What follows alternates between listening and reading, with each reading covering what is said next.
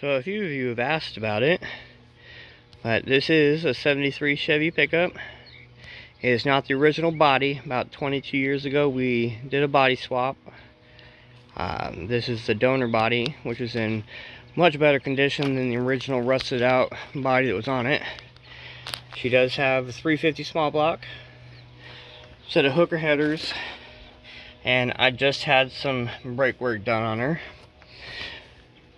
Very simple and beautiful.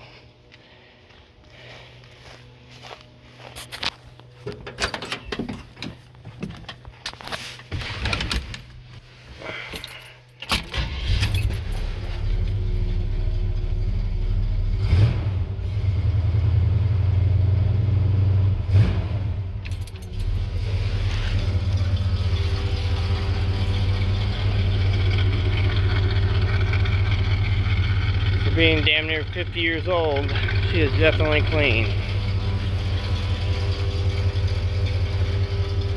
But yeah, hopefully someday I'll be able to pass her on to one of my boys.